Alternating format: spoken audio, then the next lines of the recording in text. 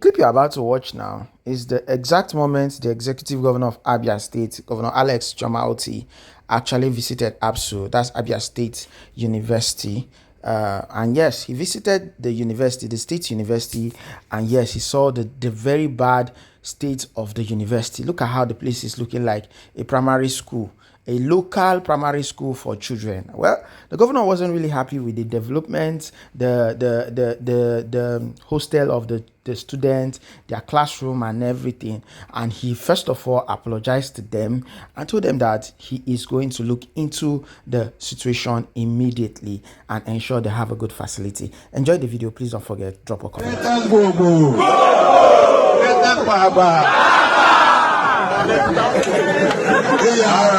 I just came to see things for myself. Yes, sir.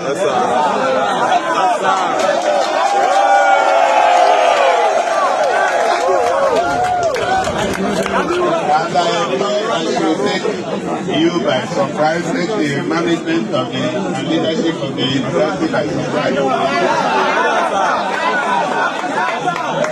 So I'm happy to see you, but I'm very unhappy. Very, very unhappy. The buildings look strong. Okay. So maybe innovation. But there may be structural issues. Yeah. Do something that fits into the new what we're trying. You can just temporarily fix somewhere so that they can all relocate and just get this thing down. You know the new water. The conditions under which we live cannot make for any academic work.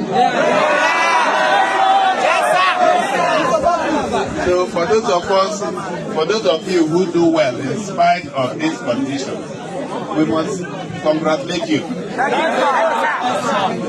I have given a mandate that your hostels would have to be fixed.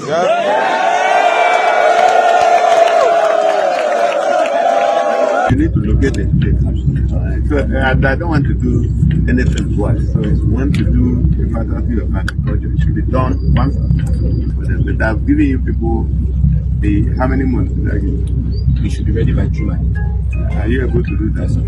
Are you sure? Yes. We are building a 5,000 capacity new hostel.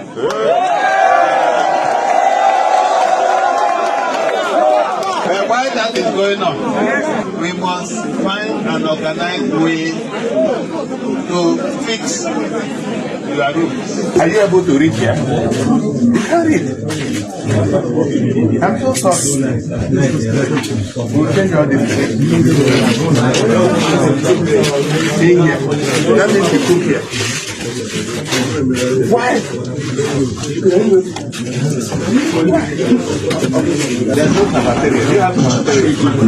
We have one, but it's very far. It's not functional. It's very far. If you see, so I will give you about 3 months to build a functional cafeteria.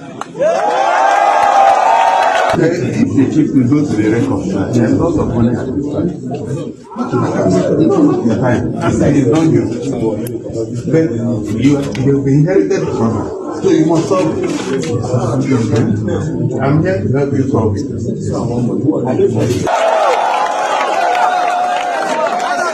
When you want to study, where do you go? And there's no light, right? So do you like this here?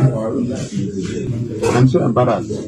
This is not a condition that is conducive for you to learn. And then, of course, you are aware that we are relocating both Faculty of Law and Faculty of Agriculture here.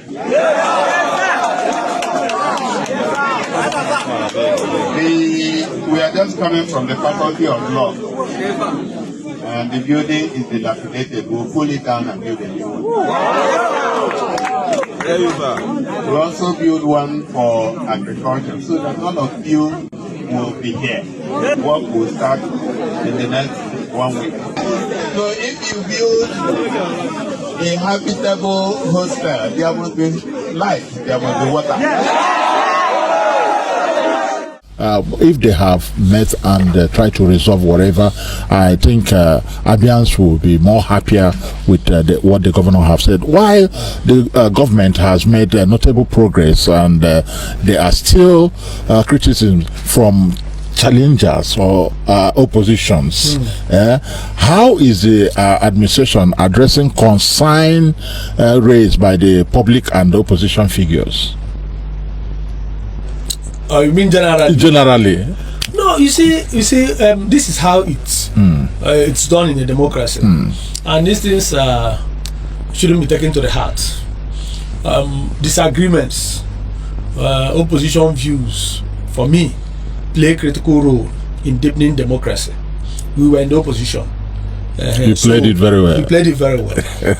So we played it very responsibly. So you have first class in opposition. We do not expect that the opposition political parties, especially the PDP, that are bruised and battered, to suddenly disappear or be clapping for us when they knew that they held this state down and assumed and believed strongly that they were going to be here forever or 50 years at least, and this is suddenly bam happened. It's natural for them to. So what we do, we actually filter criticisms, we filter suggestions, contributions, inputs, pieces of advice, and all the rest of them. Take those important points we believe will help deepen democracy, will help us improve. Because sometimes when you are not challenged, you just be in a cruise. You just feel you're getting everything right. So sometimes when the opposition challenges you, it also, make you to challenge yourself. It makes you to go back and review what you're doing. To be careful, because you don't want to be embarrassed. Yeah. Okay, so this is what the opposition is doing. It's part of democracy. Our position is this: that opposition should be done responsibly. You don't go out and fabricate things that don't exist and throw it up there just because you are angry, just because you want to embarrass the government, because you feel that doing those things will help brighten your chances ahead of 2027. It's just a waste of time. You understand? So, for me, the opposition, especially the PDP, I keep saying the PDP, not because they are the main opposition. They really, because they were the people that lost power here, and the anger is very visible. So remember, they have their shadow was monitoring you people. But the shadow has collapsed. Shadow has collapsed. In fact, it was the inability to confuse Abians, to succeed in confusing Abians, that led to shadow. Formation of shadow. But because how will you feel if you have shadow advisor to the government on media? But don't forget, as a party, they have a chairman, you have secretary, you have a publicity secretary, you have all just like in a government. So you have the privilege because a party is constitutionally recognized. Shadow government is not constitutionally recognized here. Whatever you call yourself, monitoring spirit.